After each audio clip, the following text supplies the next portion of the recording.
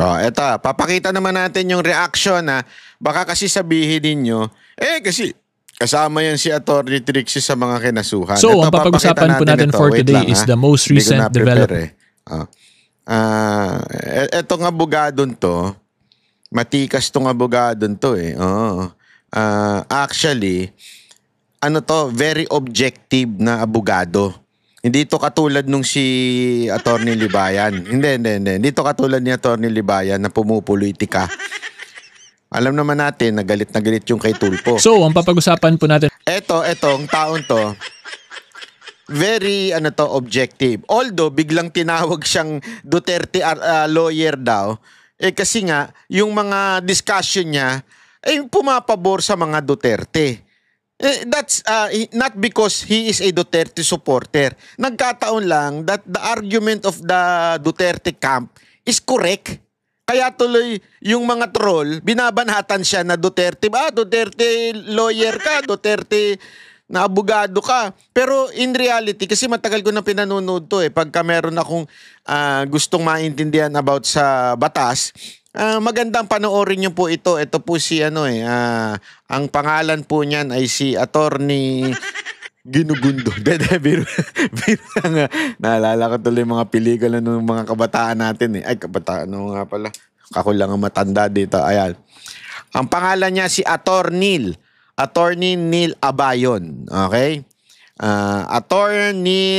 Neil Abayon. So, kung gusto niyo matuto objectively, okay? Maganda ho kasi minsan makinig tayo sa mga objective. Sabihin hindi wala sa political color na na abogado. At least makikita natin may punto nga ba o wala. O, di ba? Ito maganda itong discussion niya dito. Pakinggan natin. For today is the most recent development po dun sa issue between Senator Risa Hontiveros and Pastor Apollo Quiboloy. Specifically po dun tungkol po dun sa witness na si Witness Michael, kung saan bumaliktad ngayon si Witness Michael, tapos yung allegation ni Witness Michael is binayaran daw po siya ni Senator Risa Hontiveros. Kaya niya nasabi yung mga nasabi niya dun sa Senate hearing. After po nun, si Senator Risa ngayon sa social media niya, naglabas naman po ng resibo na si Michael daw yung lumapit sa office niya at wala naman daw pong bayaran na nangyari. Okay? Until eventually, the most recent event that occurred was on July 2, 2025, which is ito na po yun, yung fina-flash ko ngayon sa screen, kung saan si Senator Risa Hontiveros filed cyber libel rap versus people behind ex-witness video. Okay? So, explain ko po sa inyo kung ano ba talaga yung cyber libel at ano yung mga pwedeng defense ng mga kinasuhan po dito sa issue na to. Okay? And lastly, tatandaan po natin na hindi ko po sinasabi na guilty si Senator Risa Hontiveros or totoong nagkaroon talaga ng bayaran. I would just like to make it clear out there. Oh, klaro yun, ha? Baka mamaya, Hontiveros, idamay mo rin ito. Hindi kasi ganyan si Hontiveros. Ay, tinapik yun. Hindi niya, alam mo, ang ginagawa sa tingin ko ni Hontiveros, basta may nagtopic tungkol kay Rene. Kasi alam nyo, si Atty. Trixie, pag pinanood nyo yung video niya about kay Rene, very objective din. Alam mong lawyer yung nagsasalita. Di ba? Objective siya mag-itakil. As a matter of fact, tinakil niya nga pa, mas tinakil niya pa yung side ni Hontiveros kesa kay Rene. Di ba? Pero eto, ganun din. Nililinaw na lang niya. Baka mamaya kasi kasuhan din to ni Hontiveros Wag naman. Ikaw naman, porque ginamit ko, kakasuhan mo na rin. Kasi minsan yung mga ibang tao po, ibang viewers ko is medyo parang fanatic po kayo sa mga certain political figures. Therefore, kung yung explanation ko, yung legal explanation ko is hindi pabor dun sa political figure na sinusuportahan ninyo in relation po sa legal issue na lumalabas dito sa public matter na pinapag-usapan natin, tingin nyo na mumulitika daw ako. Hindi po ganun yun, okay? I am simply explaining po the law that applies dito sa mga legal issues na pinapag-usapan natin in relation sa mga public events po or current events na binabalita po ng ating mainstream media. Okay? In other words, this is a legal educational video. Kung tingin po ninyo this is a political video, wala na po akong magagawa doon. But at the end of the day, huwag ka mag-alala, Atty. Neil. Marami lang talagang kulto itong mga tanso. At talagang sila yung may troll farm na basta anything na papabor sa Duterte, ikaw ginagawa mo lang naman yung legal discussion. Alam mo si Pangulong Duterte at si VP Sara Duterte, grabe yan pagdating sa batas. They really follow the law. Kasi alam na nila alam na nila yung mangyayari in the future. So, eto, dinidiscuss niya siguro yung mga tungkol sa batas, nadadalik. Ako nga, sabi ko nga sa inyo anything, basta nasa batas, dun tayo, di ba? Kasi talo ka talaga pag wala ka sa katotohanan o wala ka dun sa batas Kung hindi ka pumapabor dun sa batas, talo ka talaga. Okay, ang purpose ko lang po talaga dito is para maintindihan ng viewer ko kung ano ba yung mga batas na nag-a-apply in relation to the legal issues that we are discussing. Okay? So anyway, start na po tayo sa discussion natin. So of course, alam naman po natin, 'di ba, na si Senator Risa, she filed cyber libel cases. So explain ko po muna sa inyo kung ano ba talaga yung libel in general. Okay? So the crime of libel po, the simplest way to explain that is ito yung krimen kung saan naninirang puri po kayo, 'di ba? In short, may sasabihin po kayo or may gagawin kayo para siraan yung reputation, yung character or yung integrity ng other person, at yung paggawa po ninyo nung paninira na yon is meron kayong malicious intent or sinadya nyo talaga sabihin or gawin yon para siraan nga po yung tao na involved. Okay? So that is the crime of libel in a nutshell. Ngayon, ang next question naman natin, bakit nagkaroon nung cyber dun sa cyber libel? Okay? So kaya po nagkaroon yan ng cyber is because of our Cybercrime Prevention Act of 2012. So under the Cybercrime Prevention Act po natin, lahat po ng mga, hindi po lahat, certain criminal laws po natin under the Revised Penal Code, one of which is our libel laws, if it is going to be committed through digital means, magiging cybercrime na siya. Okay? Therefore, since yung dito, yung allegation po ni Senator Risa is siniraan daw yung reputation niya at nung Senate at nung staff niya via dun sa video at pagpakalat ng video, since ginawa po yun via social media, therefore digital means yun, kaya po yung final niya na case is cyber libel. Okay? Ganyan po yan. In other words po, the crime of cyber libel is the crime of libel committed only via digital means, one of which is via social media sa Facebook, YouTube, TikTok, so on and so forth. Okay? So yan po yung krimen na libel and or cyber libel. And dito po sa case si Senator Risa Hontiveros, of course, ang tingin po niya dahil pinakalat yung video na yun ni Witness Michael is na posibleng masira yung reputation niya as a person and as a senator. Therefore, she believes meron siyang valid cause of action for the crime of cyber libel. Okay? So ngayon, ang next question natin, kasi may nakita po akong comment bakit daw hindi sinama yung ibang mga mainstream media na nag-share din ng video ni Witness Michael. And the reason for that po, the simplest way I can answer that po, kasi tatandaan po natin yung isa pong tao, isang complainant, he or she has the full discretion po to determine kung sino yung fa-filean niya ng kaso. Okay? Yan po yung talaga yung prerogative niya or choice po yan ng isang complainant. So kung sa tingin niya dapat limited lang yung case dito sa mga taong binanggit niya, edi choice niya po yun. In other words, kung ayaw niya po isama yung other individuals, then that is fully dependent po talaga sa isang complainant. So hindi po natin pwede sisihin si Senator Risa dito kung hindi niya sinama yung other mainstream medias, because at the end of the day, she is the complainant, and if she feels na ito lang yung nag-violate ng karapatan niya, edi yun lang yung dapat niyang kasuhan. Okay? So anyway, ngayon tuloy po tayo sa next question natin.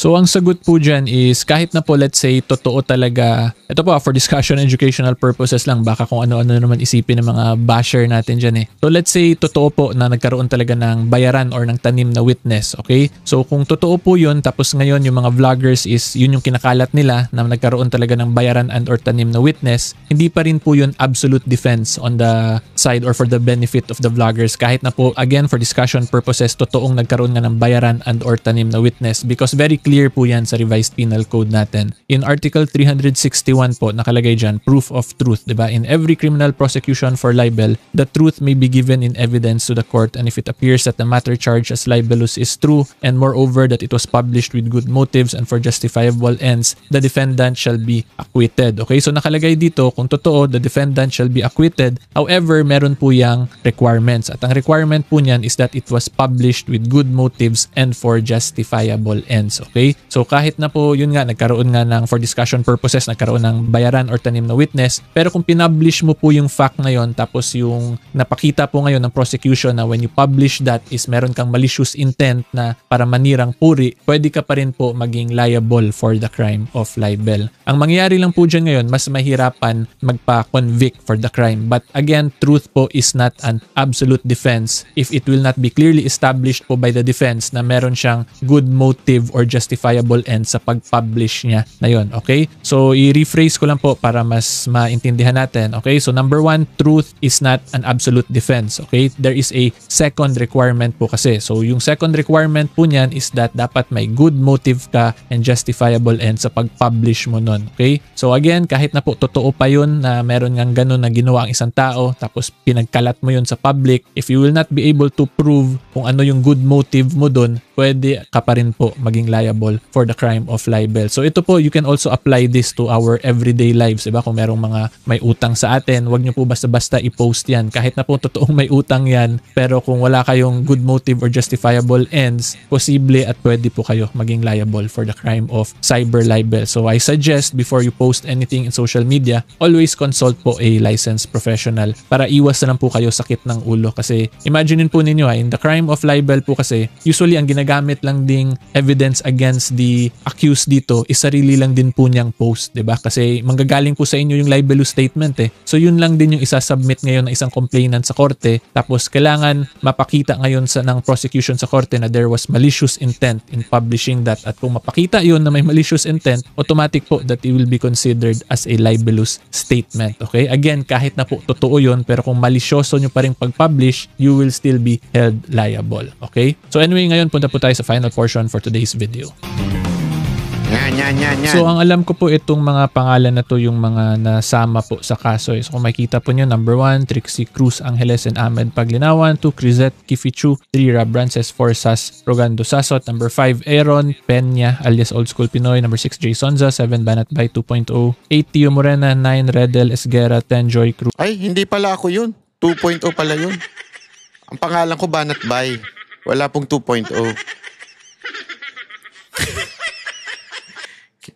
Ay, nako, Ontiveros. Alias Joy de Vivre every other day. 11, Jeffrey K. Eric Celis. 12, Attorney Randolph B. Libayan of Batas Natin. So ito po yung mga nadamay na vloggers sa kaso dito ni Senator Risa Hontiveros. So ang kailangan nilang mapakita talaga nito nila ng mga vloggers na to is, number 1, they had good motives to publish that. If they will not be able to clearly establish that, yun po ngayon yung magiging dilemma nitong 12 people involved. Because again, kahit na nga po, let's say, ma-prove later on na totoo ngang nagkaroon ng bayaran or tanim witness, despite that po, without the showing po there is a clear good motive to publish, posible pa rin nga po karoon ng liability for cyber libel. Okay? But again, I would also reiterate po, hindi ko po sinasabi nagkaroon talaga ng bayaran and or tanim witness, but I am just explaining po for educational purposes para mas maintindihan nyo talaga kung ano ba yung mga legal nuances or yung mga paliko-liko po in the crime of cyber libel. Okay? And baka curious lang din po kayo bakit naging cyber libel, di ba perjury yung initial issue? Kasi yung cyber libel po, ang purpose is, or yung crime po ng cyber libel is paninirang puri. So that's a different cause of action po from perjury. Kasi sa perjury, pag ang isang witness nagsinungaling under oath, yun po yung cause of action, yung pagsisinungaling. So dito, since tingin ni Senator Risa itong mga tong people involved dito is nasira yung reputation niya, so meron siyang cause of action for the crime of cyber libel. And against witness Michael, meron ding possible cause of action kasi si witness Michael mismo yung umamin ngayon or nagsabi na nagsinungaling daw siya, di ba? So yan po yung mga legal nuances ngayon dito sa issue ni Senator Risa Hontiveros and Pastor Apollo Quiboloy. Okay, so that is all for today's discussion. Most likely po pala yung next video na Ayan malinaw po. So, yung mga, yan napaka generic lang yung kanyang discussion about the cyber libel. May paninirang puri with malice at walang good motives. Ang sa atin naman po, paulit-ulit natin, shinare po natin yon. Ibig sabihin, atin pong shinare yon ay dahil po siya ay public official at siya po ay public official, kailangan sagutin niya yung paratang sa kanya na kung saan yun naman ang ginamit din niya. Again, remember, hindi naman niya po dininay na ito yung tao na si Michael, yung nag-testify.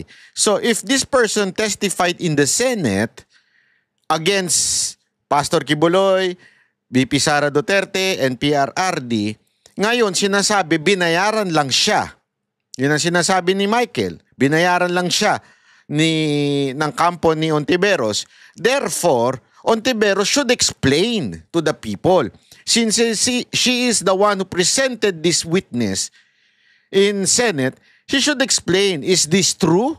That this person only testify against Pastor Quiboloy, Duterte, and Vice President Sara Duterte, ito ba'y binayaran mo talaga? Yun ang, kasi may akusasyon sa kanya eh. So dapat mga kababayan, sagutin niya po ito. Hindi pwedeng nga lang. Ganun lang kasimple yun. Hindi pwedeng nga. Wala. Ayun nga yung matindi dito eh. Bakit hindi mo na lang sagutin? Bakit ang dami mo pang dinidemanda kuno? Tapos hindi mo naman pala sasagutin. Di ba? Pambira ka. Ang boses ng masa hindi natatakot. Katotohanan lang, di kami nalulunod. Walang bahid ng sismis, lahat ay totoo. Kahit sino ka pa, pag mali ka babanatan ka. Walang pinipili kulay, wala kaming kinikilingan. Basta para sa bayan, kami lalaban. Pagtama palakpakan, pag mali banatan. Di matitinag, di matatakot, para sa bayan tuloy ang sigaw. Sa harap ng kamera, walang halong takot. Mga baluktot, lahat kayo'y tulad.